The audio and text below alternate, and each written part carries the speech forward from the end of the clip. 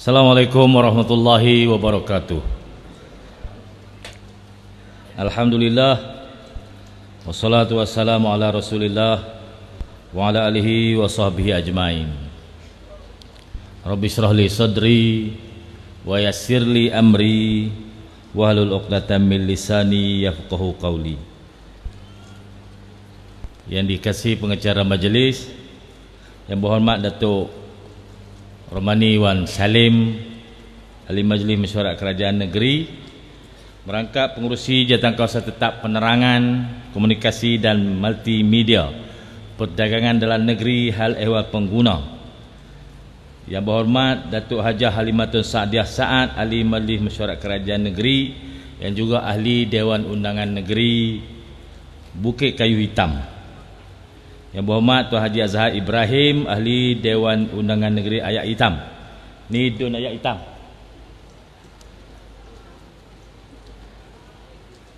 Yang berhormat Tuan Haji Dr. Abdul Ghani bin Ahmad, Ahli Parlimen Jerlun, yang baru menang baru ni.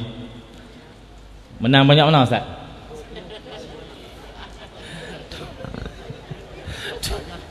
RM20,000 lebih. Menang dengan siapa tu?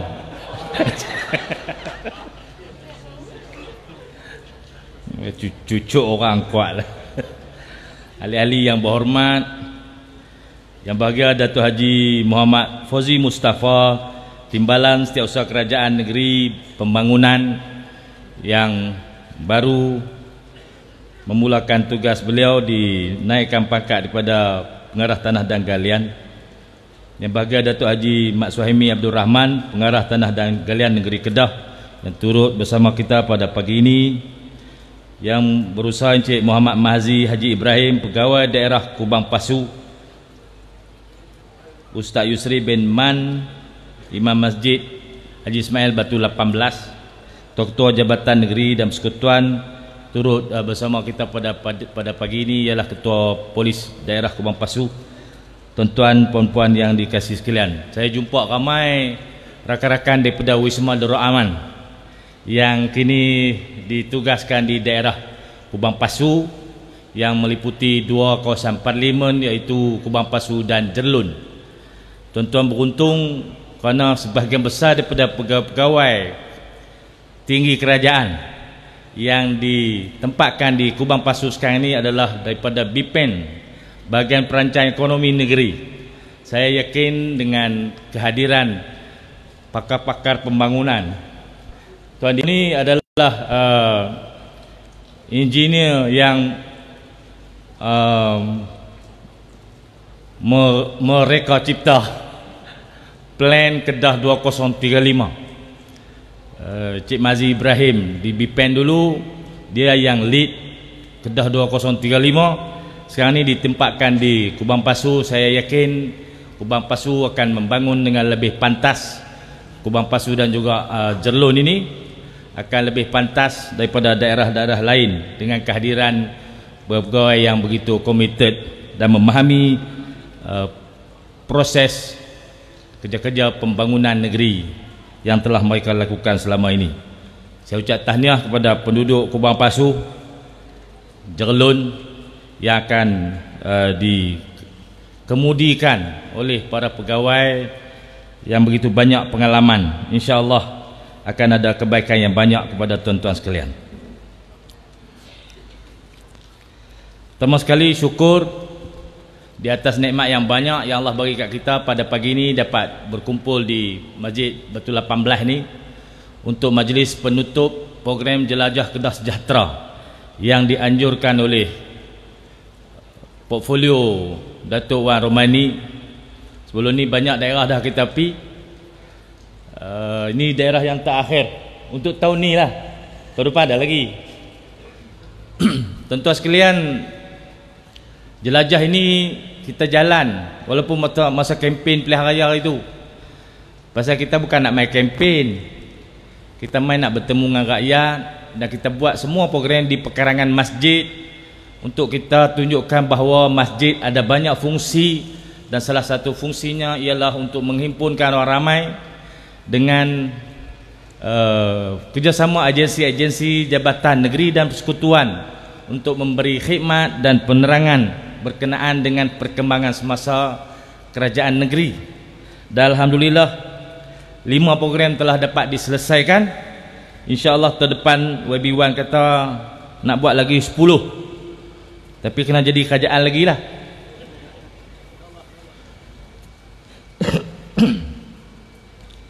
Saya ucap tahniah kepada Datuk Wan Romani dan juga portfolio beliau, pegawai-pegawai yang bertungkus lumus untuk menjayakan program ini. 5 daerah dah, insya-Allah akan ada lagi 10 daerah yang akan kita sampai.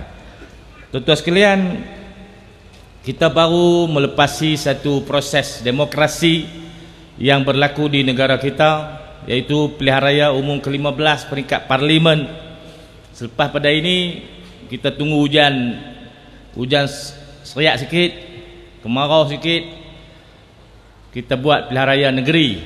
Ini proses biasa tuan-tuan, ini bukan politik. Memang dalam sistem demokrasi kita kena pilih kerajaan, dan pilih kerajaan itu melalui proses mengundi. Nak proses mengundi itu kena ada parti yang bertanding.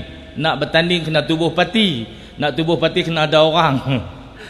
Nak bagi ramailah parti kita, nak habaq parti kita nak buat apa. Ini semua proses demokrasi.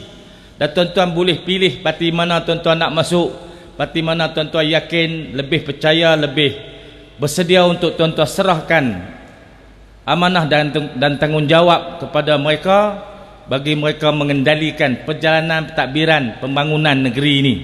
Itu amanah yang tuan-tuan serah kat mereka. InsyaAllah amanah itu mereka galahlah ke mana pun. Tuan-tuan dah serah, mereka pun dah buat. Sampai 5 tahun pula tuan-tuan boleh lagi pilih, mengundi pula. Tuan-tuan diberi pilihan. Tak ada siapa main duk letak pisau di tekuk hang pangkah aku kan. Hang tak pangkah aku toreh hang, tak ada tuan-tuan. Semua boleh.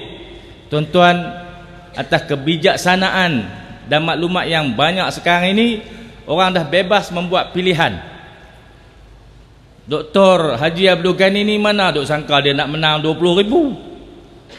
Tapi orang bagi, kerana orang berpuas hati dengan prestasi kita, prestasi orang-orang yang bekerja untuk melaksanakan amanah itu. Dia berkata try hak ni pula ni Dr. Ghani pi tanu di kota try hak ni pula. Dan kemenangan ni bukan kemenangan yang kecil. Dan saya kena sebut lah nak habaq kan lah. Saya pergi di pertama duk kempen pula. Tak sebut macam mana orang nak tahu. Banyak-banyak parti yang bertanding. Barisan Nasional ada, Pakatan Harapan ada, Perikatan Nasional ada. Tuan-tuan boleh pilih. Pejuang pun ada, macam-macam. Macam orang jual di kedai lah, tuan-tuan pilih lah beli brand apa kan, no? Kalau nak sardin brand Cak Ayam ke, Pertima ke. Kalau sardin, kalau beli ikan, nak beli ikan nyok-nyok ke, ikan temenung ke, ikan selayang ke, ikan sardin ke, ikan selangat ke. Nak beli ikan darat pun boleh, tapi tulang banyak, takut lekat. Tuan-tuan sekalian, alhamdulillah parti Perikatan Nasional di Kedah menang 14 daripada 15 kerusi parlimen. Tuan-tuan kalau nak tepuk boleh.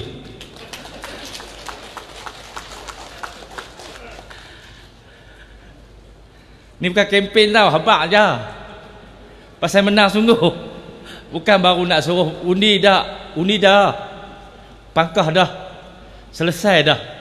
Hak last kali kemarin dulu. Kemarin dulu lah. Kemarin dulu last sekali Padang Serai, kerana calon meninggal sebelum hari pengundian, ditangguhkan sikit, dilewatkan Padang Serai. Saya duk ingat, jalan seorang-seorang ni orang tak sambut lah kot. Rupanya orang sambut juga tuan-tuan, menang 16,000 oi. Saya harap kepercayaan ini dapat dikekalkan sehingga bertahun-tahun lamanya pada tahun-tahun yang akan datang, untuk memberi semangat dan dorongan kepada para pemimpin yang menggalas tanggungjawab ini untuk lebih bersemangat untuk mengekalkan prestasi komitmen masing-masing kepada amanah ini. Tentu kalau orang pun tak apa nak peduli, dia pun tak apa nak semangat, loi saja. Bila orang dah bagi kepercayaan sungguh-sungguh, dia pun semangat lagi lah. Kalau hak satu jadi dua. Tapi sembang je lah, tak berani pun. Saya beri jaminan kepada tuan-tuan semua, keadaan negeri ini akan aman, harmoni seperti sedia kala. Saya sebut kepada esko-esko pada mesyuarat minggu lepas, kita tidak akan mengganggu sesiapa. Kita akan berjalan seperti biasa. JPKK, walaupun saya tahu JPKK ini ada PAS, ada UMNO, ada Bersatu, ada Pejuang, ada macam-macam. Masa kita buat pelantikan dulu, saya telah buat keputusan untuk mengekalkan semua JPKK yang ada di Kedah ini. Teruskanlah berkhidmat. Pasal khidmat kita ni, kita pilih dari kalangan pemimpin tempatan yang diyakini, dipercayai, boleh memberi khidmat dan dihormati di kalangan komuniti masing-masing. Maka teruskanlah khidmat tuan-tuan, jangan rasa segan silu. Walaupun parti tuan-tuan tak sama dengan saya tak ada masalah apa-apa. Begitu juga dengan ahli majlis, ahli-ahli majlis kerajaan tempatan, majlis daerah. Melainkan ada arahan daripada parti masing-masing untuk berhenti, saya beri kebenaran. Saya kata tak usah kacau mereka lah, teruskan khidmat sehingga pilihan raya peringkat negeri akan datang yang saya tak tahu bila lagi. Jadi berkhidmatlah seperti biasa untuk kita teruskan kerja-kerja yang telah dirancang sebelum ini, supaya kita tidak buat selerak dalam masyarakat, dalam struktur takbiran kita. Teruslah berjalan seperti biasa. Lagu mana berkocaknya politik akibat daripada pertembungan parti-parti, saya harap enjin kerajaan negeri ini dapat terus hidup, dapat masuk gear dengan elok untuk terus berjalan, untuk bawa negeri ini ke depan, insya-Allah. Tuan-tuan sekalian, apa yang nak kita wujudkan di Kedah ini adalah kestabilan, bersih, kerajaan yang stabil, mutu khidmatan yang terbaik untuk kita beri kepada rakyat Kedah di atas kepercayaan dan keyakinan mereka kepada kepimpinan kerajaan yang ada pada hari ini. Tanpa rasa takut, tanpa rasa bimbang, di atas kebaikan dan kerja keras yang kita laksanakan ini, insya-Allah rakyat akan membuat penilaian dan Allah akan memberi petunjuk dan hidayah kepada kita semua.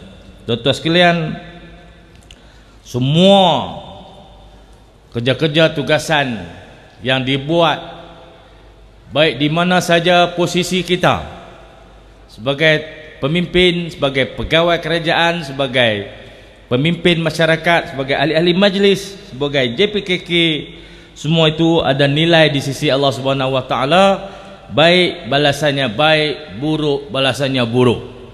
Kita harap kita dapat balasan yang baik di atas kerja baik kita. Tuan-tuan sekalian, dalam satu sirah yang diriwayatkan bahawa Sayyidina Umar radhiyallahu an pernah berkata, jika seekor anak kambing mati akibat kehausan di tebing sungai Furat kerana tidak sempat sampai ke sungai untuk minum air, aku takut Allah akan menghisap Umar kerana kematian itu. Demikianlah tanggungjawab seorang pemimpin dalam Islam. Berat tuan-tuan, bukan ringan, sangat-sangat berat. Saya dalam pembentangan bajet 2023, di akhir pembentangan bajet itu, saya minta pegawai kewangan negeri menyediakan satu peruntukan untuk saya bantu pendidikan anak-anak yatim dan orang-orang miskin atau orang-orang yang miskin tiba-tiba. Ada orang jadi miskin tiba-tiba, tuan-tuan. Kita hidup tak tentu nak mati bila. Kadang-kadang kita jadi bapa, kita buat hutang banyak, anak bini kita tak tahu. Anak kita harmoni, hidup seronok, pergi sekolah macam biasa. Orang lain naik motor, dia naik kereta. Orang makan pagi RM2, dia makan 3. Tiba-tiba kita mati, mengejut, sakit jantung. Orang pun main tuntut hutang, semua pakat tuntut lah. Anak isteri kita miskin tiba-tiba. Hani miskin tiba-tiba, dia tak tahu. Suami dia nampak macam okey je, rupanya pinjaman banyak, overlap banyak kali lah. Sat overlap, tak ada apa lah. Miskin tiba-tiba. Ada orang yang menjadi yatim, tapi ada juga anak yatim tapi kaya kerana pusaka banyak. Anak miskin, anak yatim yang miskin. Tuan-tuan sekalian, saya nak pesan juga, anak yatim ni lepas kematian bapa, tanggungjawab anak-anak itu pergi kepada pak menakan, waris terdekat. Bukan pi kat Baitul Mal, bukan pi kat pejabat zakat, pi kat pak menakan. Sama dengan pusaka. Kalau pak tu ada harta pusaka, pusaka tu ada peraid bahagian pak menakan, ada.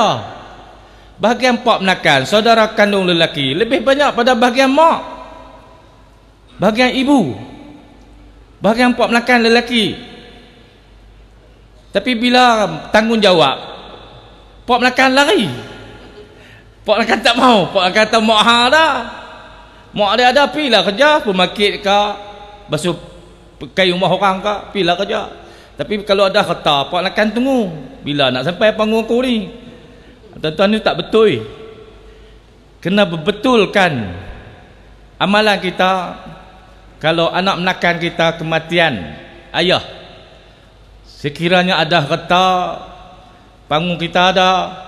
Sekiranya tak ada harta, panggung kita pun duk ada. Anak-anak menakan tu jadi tanggungjawab kita.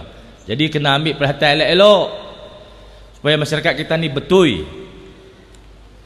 Jangan duk tunggu harta aja. Tanggungjawab kena ambil juga.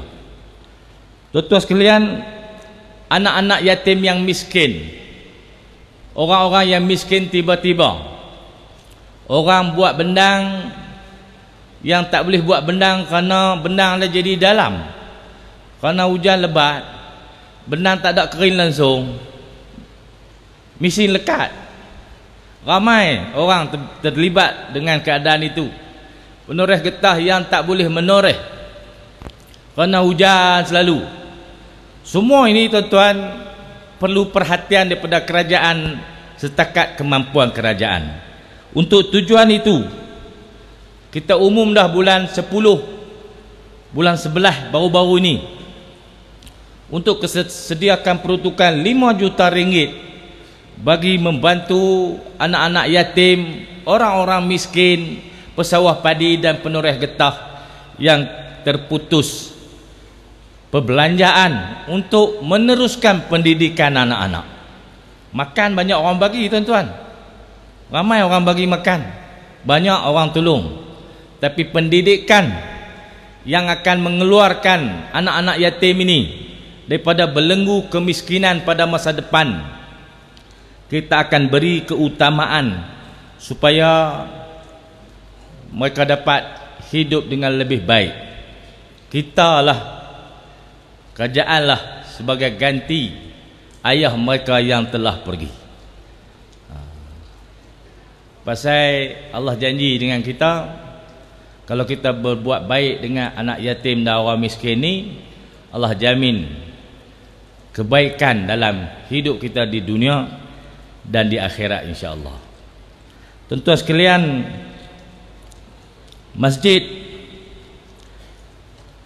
saya dah sebut banyak kali, masjid ini kita nak banyakkan fungsi dia. Ada banyak masjid-masjid dalam era tahun 2020-an ni telah begitu terserlah Masjid Al-Bushra di Merbuk. Hari-hari ada dalam TikTok untuk promosi macam-macam program, macam-macam agenda masjid yang dibuat, dan salah satu daripadanya ialah program-program yang kita laksanakan pada pagi ini, start pada kemarin, untuk kita imarahkan masjid dan sekitarnya. Kita nak jadikan masjid ini juga sebagai pusat membina kecemerlangan ummah atau Center of Excellence, yang akan memperbanyakkan lagi, memperdekatkan lagi masjid dengan orang ramai. Tuan-tuan sekalian, umat yang dibentuk oleh Nabi SAW yang menjadi umat terbaik terbilang sepanjang zaman, mulanya di masjid. Lepas pada itu dibangunkan institusi dan agensi yang banyak untuk mengambil alih fungsi masjid sebagai tempat orang berkumpul, menimba ilmu dan membuat kegiatan masyarakat.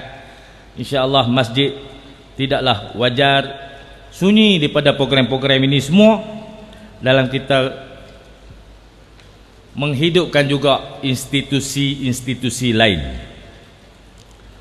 Tuan-tuan sekalian, saya harap kita dalam perjalanan hidup ni, kerana jauh dah kita berjalan, maju dah dunia kita ni, teknologi macam-macam, kita tidak meninggalkan proses pendidikan Al-Quran kepada anak-anak. Jangan ada generasi kita ini, anak-anak kita itu kita tinggalkan menjadi orang buta Quran. Quran tak boleh baca, itu rugi tuan-tuan, sangat-sangat rugi. Jadi mak bapak di Kubang Pasu ini kena ambil perhatian sungguh-sungguh. Generasi yang akan kita tinggalkan di muka bumi ini selepas kita mati adalah generasi yang celek Quran, boleh baca Quran. Kurang-kurang dia boleh baca lah tepi jenazah kita tu. Lepas dia reti baca, dia faham Quran dan dia beramal dengan Quran. Satu tinggalan yang lebih berharga daripada segunung emas intan berlian.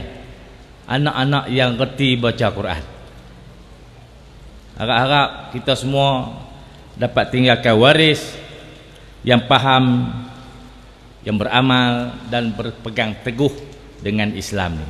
Itu sajalah niat dan hajat kita, supaya Allah kabulkan hajat kita semua. Hadirin sekalian, sekali lagi saya ucapkan syabas dan terima kasih kepada penganjur, khususnya pejabat pengurusi jawatankuasa penerangan, komunikasi dan multimedia perdagangan dalam negeri hal ehwal pengguna negeri Kedah, yang telah menganjurkan program ini, program Jelajah Kedah Sejahtera.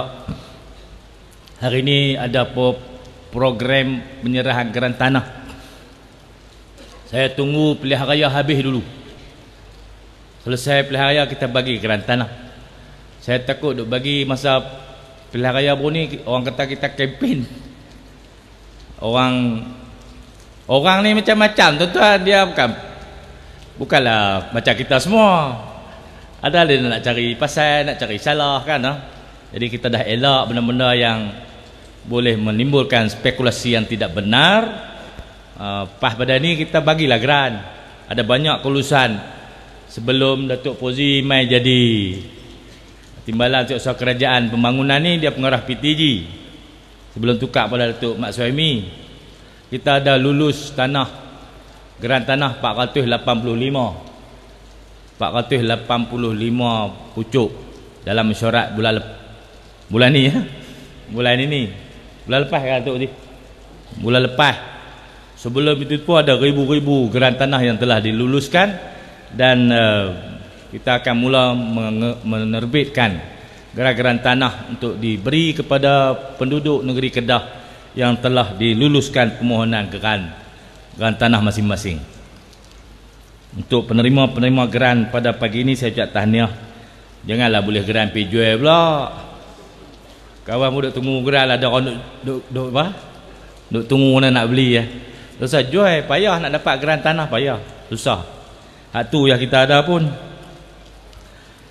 Tuan-tuan sekalian, mari kita sama-sama doakan perjalanan program ini berjaya mencapai matlamat daripada awal sehingga akhirnya. Tuan-tuan sekalian, saya ucap tahniah dan terima kasih kepada Masjid Haji Ismail Batu 18 dan seluruh ahli jawatankuasa Qaryah ni yang telah mengizinkan tapak ini menjadi tapak program jelajah Kedah Sejahtera. Terima kasih kepada pegawai daerah dan semua pegawai kerajaan yang telah memberi komitmen untuk menjayakan program-program yang telah kita susun. InsyaAllah selepas pada ini program-program bersama masyarakat ni akan lebih bersemarak di seluruh negeri untuk kita bawa turun apa saja khidmat yang ada kita boleh atok. Minggu lepas pengarah JPJ negeri mai jumpa saya, dia kata tang mana Datuk tengok ada keperluan untuk JPJ turun membuat program khidmat masyarakat yang selalu dibuat dalam program ni lah. Hari ni dia tak mai, kemungkinan ada program lain. JPJ bersedia untuk turun di semua daerah untuk memberi khidmat yang biasa diberikan, yang kebanyakan orang tunggu masa tu lah, nak bagi ada geran balik motor, nak bayar rotek, nak cek apa kan motor tu. Kalau mapuh lama rotek tak boleh bayar, kena pergi pos pakom. JPJ turun mai memudahkan orang ramai. InsyaAllah tuan-tuan, saya akan maklum kepada pengarah JPJ, semua daerah perlu kepada khidmat tuan. Dia suruh dia pergi semua daerah. Dengan lafaz Bismillahirrahmanirrahim, saya merasmikan program Jelajah Kedah Sejahtera siri yang kelima dan terakhir untuk tahun ini. Sekian, wabillahi taufiq wa hidayah. Assalamualaikum warahmatullahi wabarakatuh.